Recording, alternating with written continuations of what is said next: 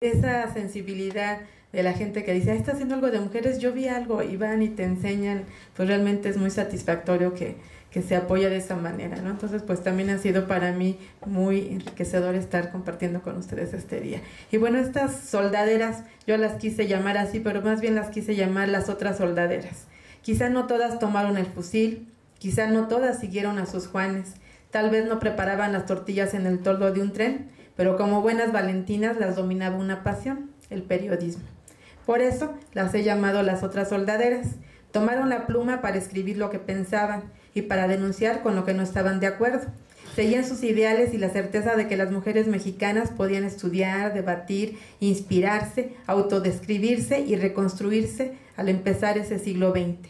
Preparaban sus escritos en su habitación o en su recién estrenada sala de redacción y, presintiéndose herederas de Aletas y Valentinas, seguían su pasión, el periodismo.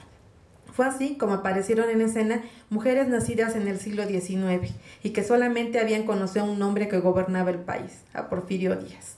Algunas lo admiraban hasta la ignominia, otras lo enfrentaron con indignación y coraje. Ninguna fue a la universidad. Algunas fueron autodidactas, otras señoritas porfirianas que tocaban el piano, recitaban, pero también se inspiraban.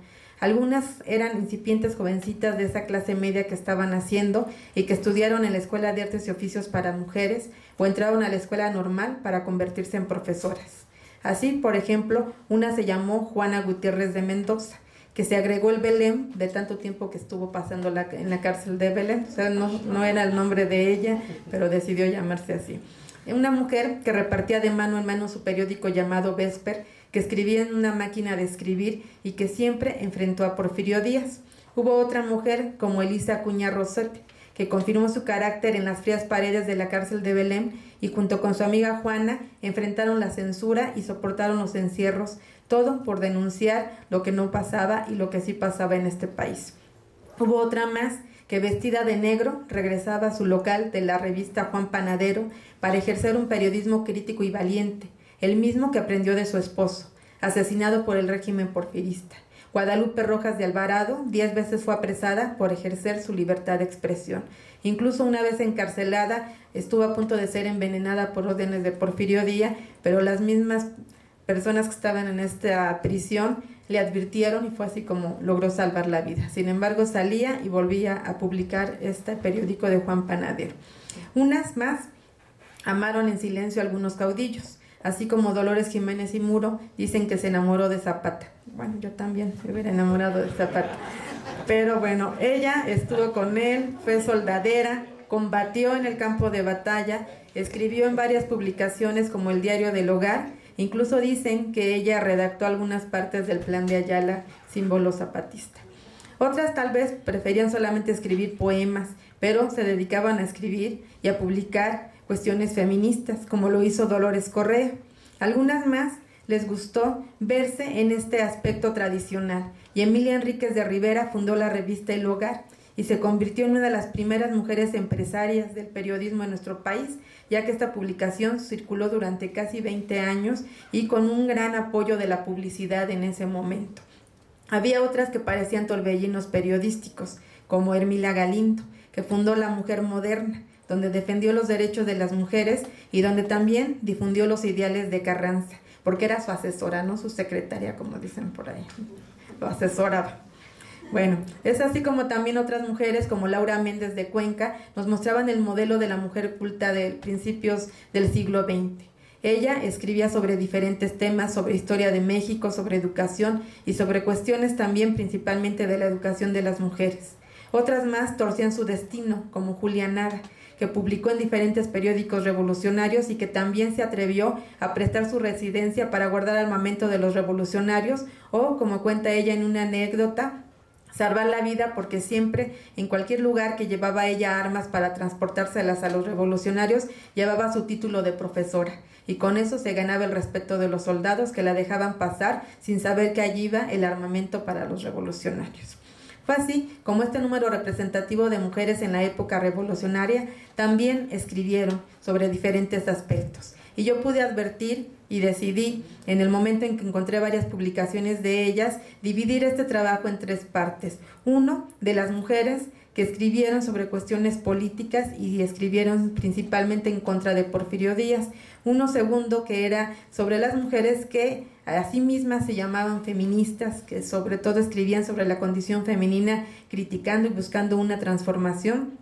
Y una tercera que también escribían sobre las mujeres, pero desde una visión mucho más tradicional. Y es así como en esta primera parte, pues está el periódico Vesper que ya han citado mis compañeras, en donde es muy interesante ver cómo las mujeres sin posibilidades de votar, sin un reconocimiento ciudadano, ausentes de la vida política, sin embargo, decidieron escribir sobre el tema. Desgraciadamente de Vesper hay muy pocos ejemplares y algunos ya son copias de las que han podido recuperar. Sin embargo, por ejemplo, es muy interesante ver en los primeros números de Vesper cómo se define a sí mismo, ¿no? Y Juana Gutiérrez escribe lo siguiente: Vesper, altivo, siempre se rebelará eternamente contra todos los tiranos y contra todas las tiranías. Vesper tiene su criterio propio, y así como nunca se le impondrá el acomoditicio criterio oficial, nunca tampoco se le impondrá el absurdo criterio de los grupos que aludimos. Vesper no tiene energías prestadas de la dureza de palabra. Vesper no tiene sus armas de combate en los arsenales de la injuria. Vesper no yergue ante los magnates para doblegarse ante los idiotas. Vesper no fustiga a los tiranos para adular a las multitudes. Vesper tiene carácter. Y es la manera en que ella se presentaba ante sus lectores, y junto con Elisa Acuña escribía en este periódico, en donde pues hacían críticas muy fuertes, como ya ahorita pudimos leer algunas de las cuestiones que ellas escribían, directas, críticas, amenazaban incluso a Porfirio Díaz, se le enfrentaban con fuerza, y ellas ya sabían que seguramente iban a la cárcel, pero ahí mismo volvían a escribir y salían y volvían a escribir el periódico. Otro texto muy interesante que escribieron sobre él, que se llamaba Ecce Homo, decía lo siguiente: Porfirio Díaz era el primer hombre que tiene miedo a las mujeres, y en su espanto se olvida hasta de ocultarlo, como hasta aquí había ocultado su cobardía. ¿Qué? ¿Se pensará este caudillo que Elisa Acuña Rosete quiere ocupar la silla presidencial? ¿Qué? ¿Se figura Porfirio Díaz que su muy humilde servidora quiere arrebatarle su matona? Pobre hombre, cómo delira. No tenemos derechos, pero si los tuviéramos renunciaríamos a ocupar el puesto de Porfirio Díaz. Es tan triste ser como él. Entonces son los textos que ellas escribían en este periódico de Vesper, y pues es muy interesante ver ese coraje, esa fuerza. Lo único que lamento a veces en la historia de mis queridos y admirados Flores Magón maravillosos, que pues los machines no se le quitaban, ¿no? Entonces desgraciadamente fueron ellos muy severos en su relación con Juana Gutiérrez y con Elisa Acuña. Las quitaron del Partido Liberal. Uno de los argumentos que utilizaron para sacarlas del partido es que eran lesbianas y les daba pena relacionarse con mujeres así.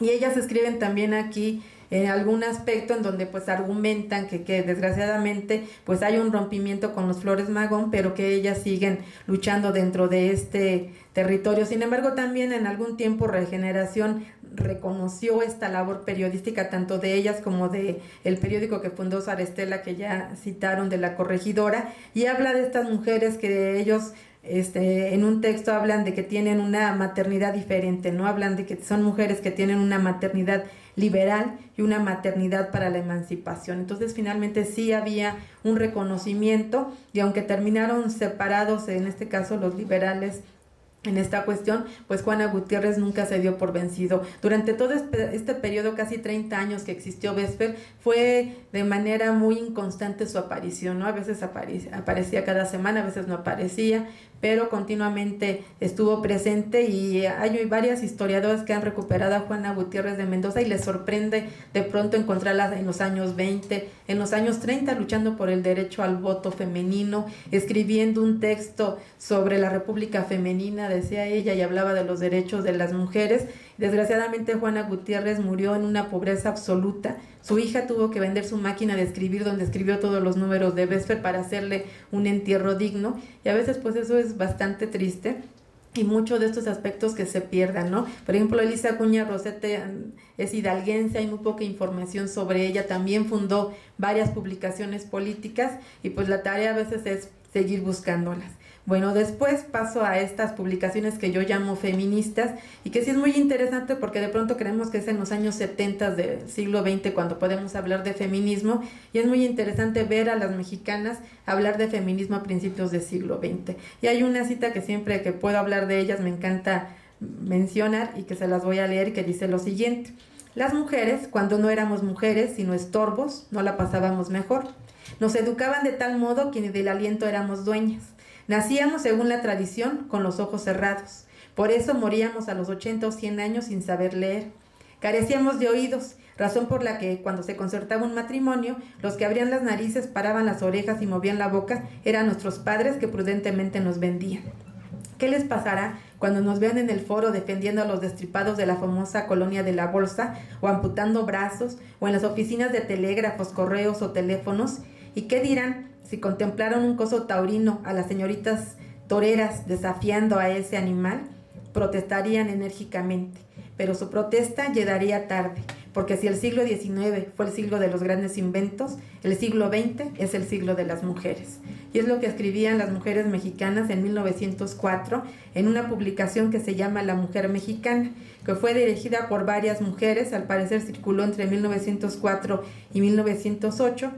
Entre las mujeres que la fundaron está Dolores Correa Zapata, Luz Viuda de Herrera, Laura Méndez de Cuenca y Antonia L. Ursúa. Todas ellas llamaban a su publicación como una publicación de señoras y con tendencia feminista, y escribieron sobre diferentes temas, principalmente sobre cuestiones de la educación, en donde exigían una mejor educación para las mujeres en nuestro país, y donde también denunciaban mucha discriminación, mucha imposibilidad para la mujer para desarrollarse. Por ejemplo, Dolores Correa denuncia la situación de la primera mujer abogada y de la primera mujer que estudió medicina en nuestro país, y hace la siguiente pregunta: ¿por qué no hay en México más que una abogada?